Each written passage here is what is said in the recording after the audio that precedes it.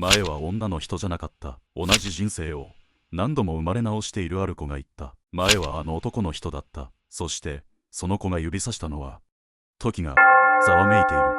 2025年10月4日、日本に初の女性総理が誕生したその瞬間、世界中で47万人が時間の流れがおかしいと訴えた。それは偶然か、それとも27年前に予言された封印の解放の始まりなのか。盲目の預言者バババンガは最後の主張を告げ、日本最強の霊能者義母愛子は47冊のノートにその日の訪れを記した。2025年12月21日当時、太陽と地球と月が一直線に並ぶ時、向こうの方々が語った時間の外側の扉が開かれるという。政府は沈黙し、科学者は首をかしげる。だが世界の裏ではすでに意識の進化に備える計画が動き出していた。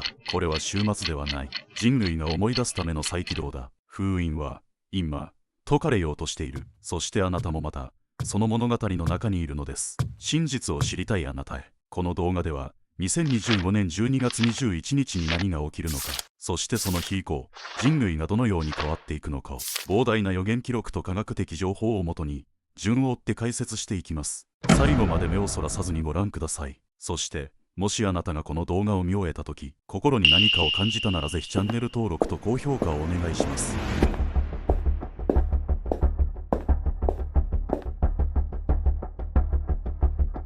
封印された47冊のノートと33年後の予言。1992年12月21日、当時の夜、東京プリンスホテルで行われた霊能研究会の壇上に一人の女性が静かに立ちました。名は愛子。後に日本最強の霊能者と呼ばれることになる人物です。彼女は突如としてこう語ったのです。33年後、この国は大きな選択を迫られると、会場は一瞬凍りつきました。33年後とはまさに2025年のことでした。その日を境に愛子は生涯をかけて2025年を語り続けることになります。彼女のもとには全国から相談者が訪れ、予言を書き記したノートが次々と積み上がっていきました。やがてそれは47冊に達し、すべての最後のページには同じ言葉がありました。2025年12月21日まで封印。この一文だけが彼女の遺族に渡されたすべてのノートに共通して記されていたのです。なぜ27年という歳月を経てその封印は指定されたのか。なぜ彼女は未来の一点だけをこれほどまでに強く指し示したのか。研究者たちがノートを解析した結果、そこには驚くべき規則性が浮かび上がりました。1992年には1回、1993年には3回、1994年には5回、1995年には8回。予言で2025という数字が言及される回数がフィボナッチ数列のように増加していたのです。自然界の黄金比を示すこの数列は、花びらの枚数や銀河の渦、貝殻の曲線にまで現れる宇宙的調和の象徴。まるで愛子の意識そのものが宇宙のリズムと共鳴していたかのようです。さらに1997年に彼女が記した最後のノートには、女性の導き手、意識の大転換、封印解除の3つの言葉が異様なほどの頻度で繰り返されていました。ページをめくるたびに浮かび上がる女という文字。愛子が見ていた未来のリーダーはすでにその時日本のどこかに生まれていたのかもしれません。霊能研究家によれば、愛子は瞑想の際必ず特定の周波数の音を流していたといいます。それが 432Hz、 古代の神殿や遺跡で用いられた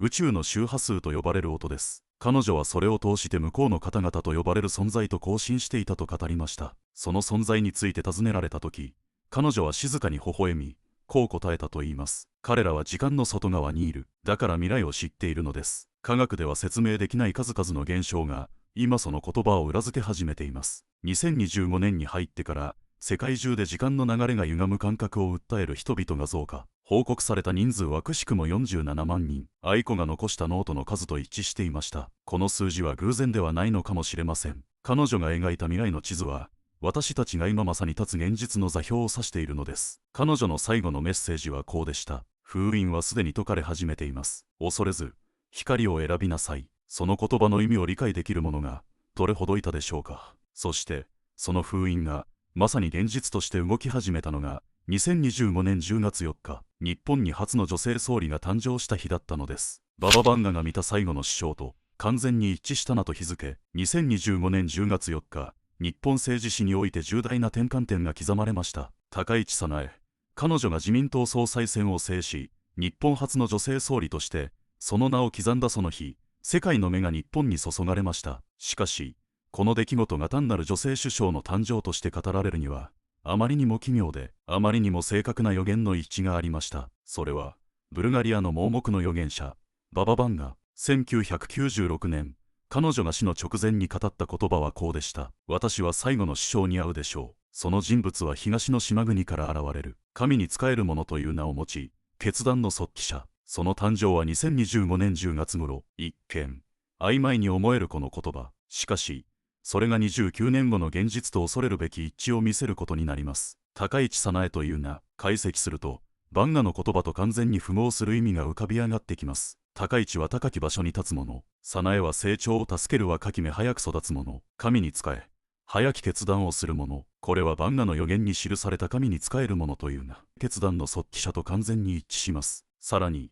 彼女が政界入りしたのは1978年、そして総理就任が2025年、ちょうど47年の年月が流れていたのです。偶然でしょうか。愛子が残した予言ノートの数、2025年に、時間がおかしいと報告した人の数、そして日本の都道府県の数、すべてが47。これはもはや数字の一致ではなく、意図されたプログラムのような正確さです。さらに衝撃的なのは、高市早苗氏の政治経歴がフィボナッチ数列に沿って進んでいたという事実です。1993年初当選、2005年、初入閣13年後、2014年、重要ポスト就任21年後、2025年、総理就任32年後、この1、13、21、32という数列は、自然界の調和を示す黄金の規則フィボナッチ数列そのもの、彼女の人生そのものが、まるで宇宙の意志に従って動いてきたかのようです。バンガの予言は、それだけでは終わりませんでした。予言書には、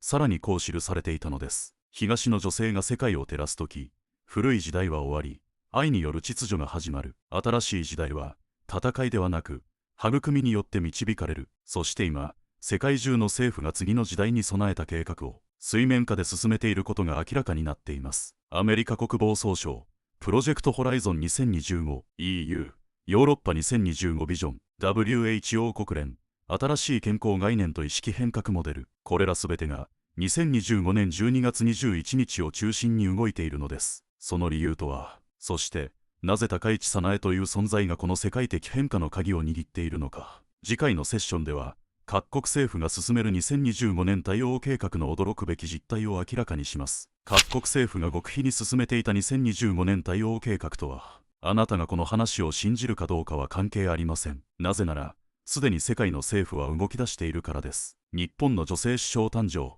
ババンガとリボアイコによる予言の驚くべき一致。その背景で進行していたのが、各国政府による2025年への対応準備です。表に出ることのなかった極秘文書、機密計画、そして情報操作。私たちの知らないところで、世界はその日に向けて静かに動いていたのです。アメリカ国防総省、プロジェクトホライゾン2025、公開資料はごく一部に限られています。しかし、内部文書にはこう記されています。2025年12月以降、地球規模で意識レベルの変化が予測される。戦略は軍事から意識管理へとシフトする必要がある。これは単なる戦略転換ではなく意識の進化そのものへの警戒です。アメリカ政府は、集合意識の暴走を防ぐための監視システムを構築中。特に注視しているのは、日本の新首相、高市早苗の言動と影響力。彼女の出現は、世界秩序の再構築に影響を及ぼす可能性がある。と報告書には明記されています。EU、ヨーロッパ2025ビジョン。この長期計画は、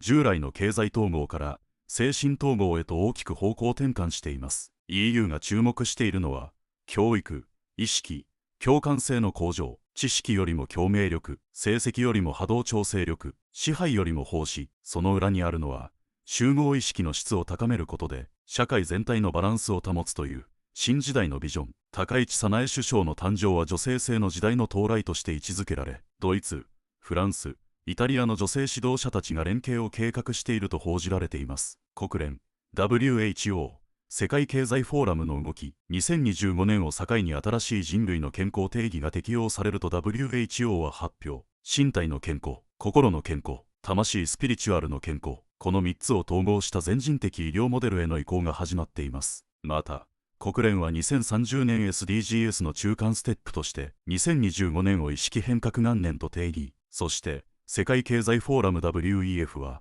2025年をグレートリセットの完了期としています。これらはいずれも愛子が残した予言と重なる動き。彼女は27年前にこう記していました。2025年を境に科学政治宗教は魂の時代へと移行する。 CIA の極秘資料と東方の女性リーダー。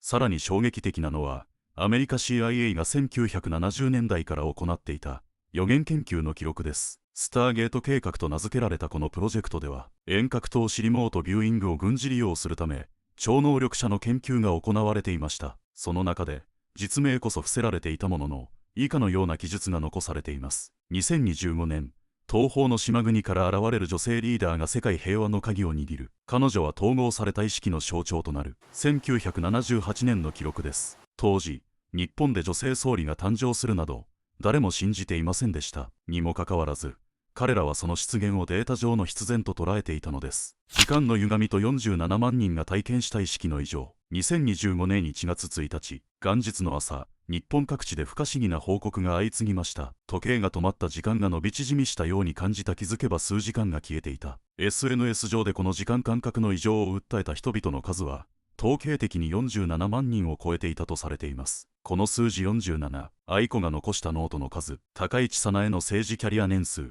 日本の都道府県の数、そしてバババンガが最後に記した神聖なる数字、すべてが再び重なったのです。科学的に説明できない時間の収縮。名古屋大学とドイツのマックス・プランク研究所の共同調査によると、2025年に入ってから地球のシューマン共鳴周波数が異常な変動を示しました。本来は 7.83Hz 前後で安定しているこの地球の基礎振動が2025年3月には一時的に 40Hz を超える高波動状態に達していたのです。この現象が人間の脳波や意識状態に影響を及ぼしている可能性が高いと研究者たちは報告しています。脳波の周波数と地球の共鳴が一致したとき、人間は時間を失ったような感覚に陥るといいます。興味深いのは、愛子が生前 432Hz の音を用いて瞑想していたという事実。この周波数は地球の基本振動の倍音構造と調和する音。つまり彼女は意識的に地球と共鳴する方法を知っていたのです。集合意識と量子の動機。アメリカプリンストン大学で進行しているグローバルコンシャスネスプロジェクトでは、世界中に設置された乱数発生装置が人類の集合意識と連動するという仮説を検証しています。大災害やテロ、世界的な悲劇が起きた瞬間、これらの乱数が偏りを示す現象が過去に何度も確認されてきました。そして2025年1月1日、能登半島地震発生の直後、世界の乱数発生器ネットワーク全体に異常な同期パターンが検出されたのです。この結果を見た研究者はこう語りました。まるで地球全体が一つの意識になったようだった。世界線のズレという仮説。2025年10月5日、SNS 上で突如トレンド入りした人物がいました。2058年から来た未来人を名乗る国分で、彼は短い投稿を残して姿を消しました。ちょこっと世界線のズレを調整しました。一旦未来へ帰ります。さらば、この発言の直後、時間異常の報告が一時的に減少したというデータも存在します。真偽は不明。しかし、愛子のノートの中には奇妙な一節があります。ある年、世界は少しだけ修正される。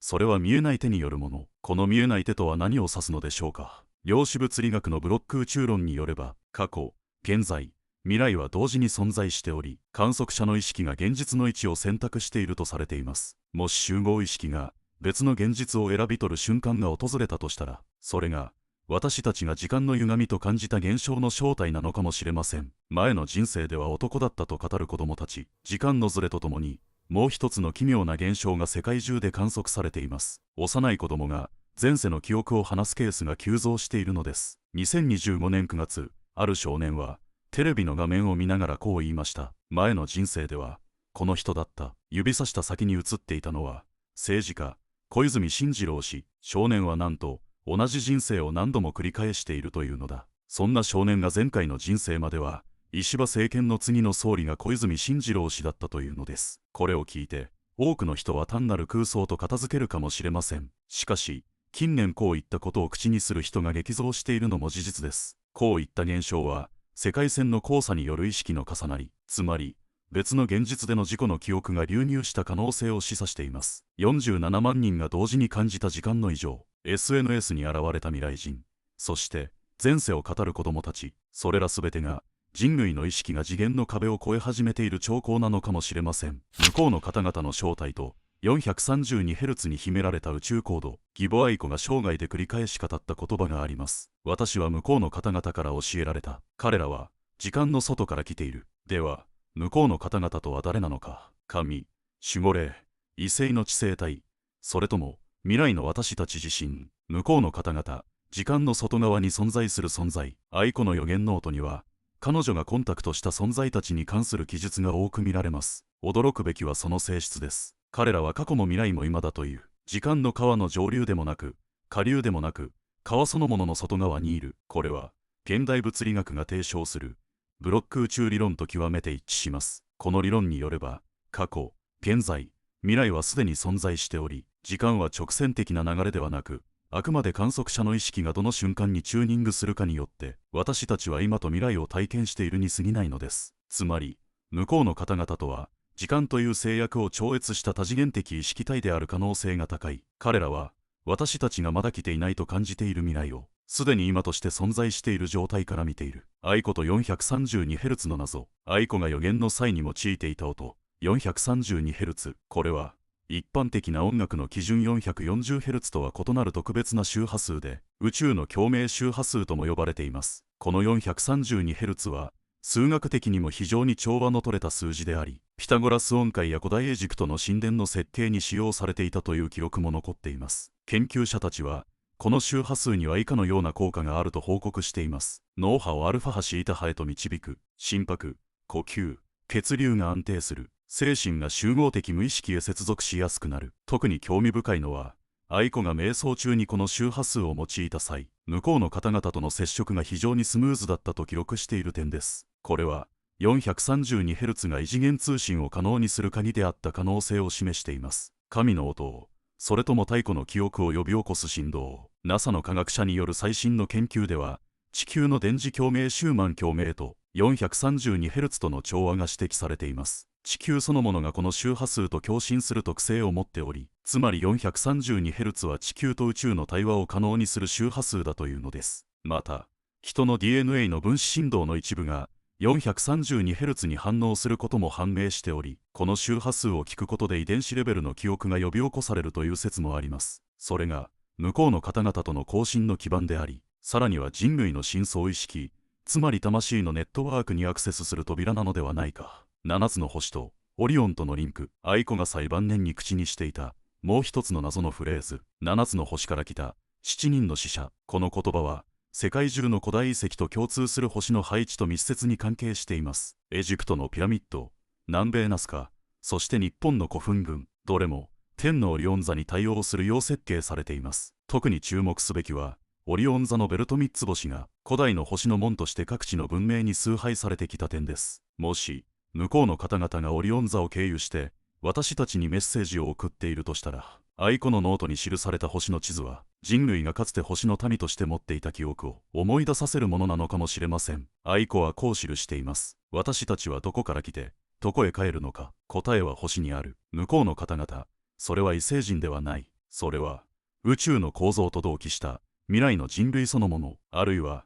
別の次元に存在するもう一人の私なのかもしれません。私たちは今その存在の呼びかけに音と意識を通じて応答しようとしているのです。次のセッションでは愛子が封印の解除日と定めた2025年12月21日当時の日に具体的に何が起きるのかを解説していきます。地球、太陽、月が一直線に並ぶグランドアライメント、そしてその日に合わせて開示されるであろう47冊のノートの秘密、すべてが揃うその時、あなたの現実もまた変わり始めるでしょう。2025年12月21日、封印解除と宇宙的共鳴の日、ついに訪れます。義母愛子が27年にわたり記し続け、決して開いてはならないと封印した日付、2025年12月21日、それは単なる冬至ではありません。それは、意識のゲートが開かれる時の座標なのです。なぜ冬至なのか。古代ケルト、マヤ、チベット、そして日本の神道において、冬至は、生と死の境目、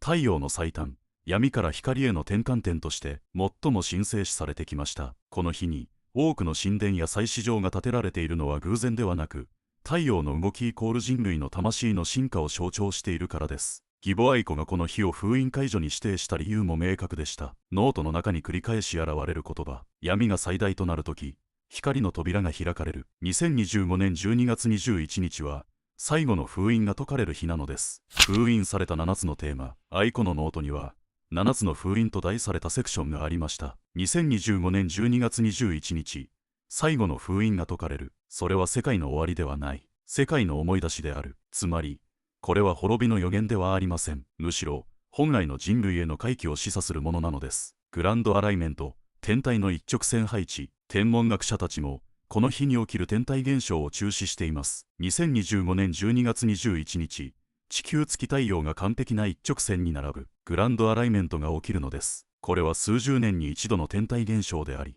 太陽の磁場、地球の磁気シールド、そして人間の生態電磁場に深い影響を与えるとされています。古代の英知は、このタイミングで天と地がつながることを知っていました。それが、封印解除の日と完全に一致する。これは偶然ではありません。集合意識の同調と世界的覚醒の兆候。2025年の初めから、SNS や掲示板、個人ブログで、ある共通の報告が相次いでいます。夢の中で未来を見た。現実が夢のように感じる。1111、2222などのゾロ目ばかり見る。知らないはずの記憶がある。心理学では認知バイアスで片付けられることもありますが、集合的な規模でこれだけの報告があるのは異常です。これは、愛子が30年前に予言した現象と完全に一致しています。目覚める者たちは、夢と現実の境目が消える。魂の記憶が、静かに目を覚まし始める。そして、2025年12月21日には、これがピークに達すると見られています。世界が分岐する。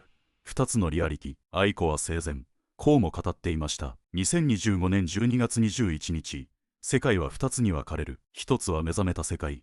もう一つは眠ったままの世界。同じ空間にいても、見る世界が変わる。これは終末の話ではありません。パラレルリアリティの分岐。量子物理学の多世界解釈によると、私たちの選択や意識の波動が、体験する現実そのものを決定するとされます。つまり、2025年12月21日以降、あなたが何を信じ、何を選ぶかで、全く違う現実を歩む可能性があるのです。恐れを選ぶのか、愛を選ぶのか、あなたの波動が、未来の地図を描きます。恐れではなく、希望の物語として、新しい時代の共同創造者になる準備を、あなた自身が始めてください。新しい時代のビジョンと、あなたにできる準備。2025年12月21日以降の世界、どう変わるのか。義母愛子が残したノート、バババンガの予言、そして世界各国の機関が警戒する12月21日の意味は、破滅ではありません。それは、人類の再起動です。この日以降、私たちの社会は、意識の進化に基づいて、愛、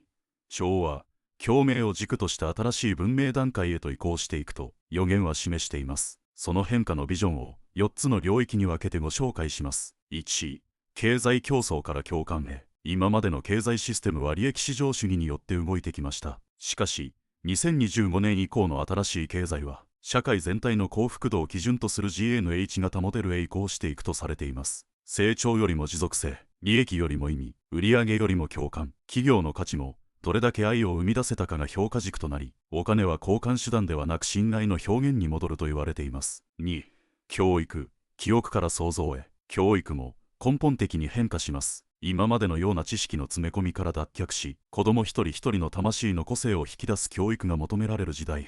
愛子はノートにこう記していました。未来の教育は魂を育てるものとなる。記憶よりも想像力、答えよりも問いを持てる子が世界を導く。この教育観はフィンランドやオランダ、ブータンなどではすでに導入が始まり、日本でも高市首相の下で新たな教育ビジョンが検討されていると言われています。3、医療分断から統合へ。2025年を境に医療のパラダイムも変わります。これまでのように体だけを見る医療から心、体、魂を統合的に癒す医療へと移行する兆しが見られます。瞑想や音響療法 432Hz が治療に使われる。意識と細胞の関係が科学的に解明されていく。薬ではなく波動と感情によって病が癒される。 WHO も2025年を新たな健康概念へのシフト年と位置づけており、精神性、霊性を含めたホリスティック医療が今後主流になるでしょう。4、国際関係、支配から調和へ。最も象徴的な変化は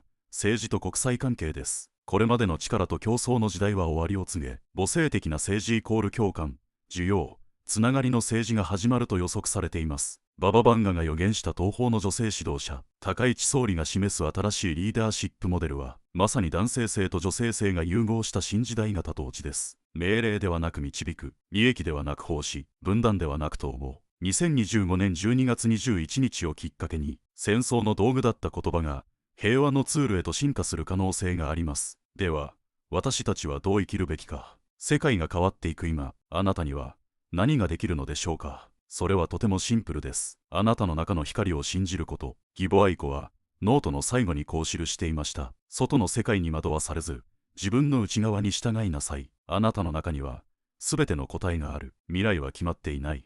選ぶのはあなただ。あなたにできる3つの準備。1、静寂の時間を持つ。1日10分。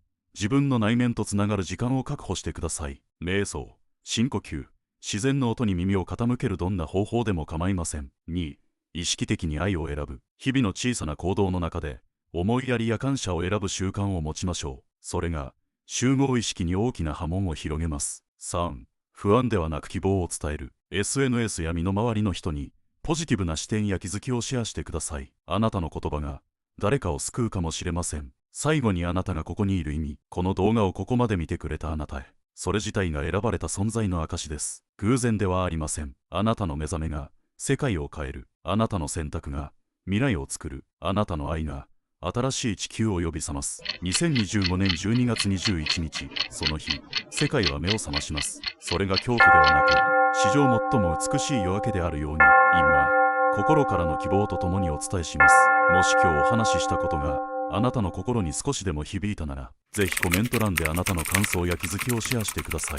そして、この変化の時代を共に歩む仲間を増やすために、チャンネル登録と高評価で応援していただけたら嬉しいです。それでは、また次回、私たちの常識を揺るがす、さらなる真実をお届けします。あなたの目覚めが、誰かの目覚めになる。今日が、あなたの始まりの日となりますように。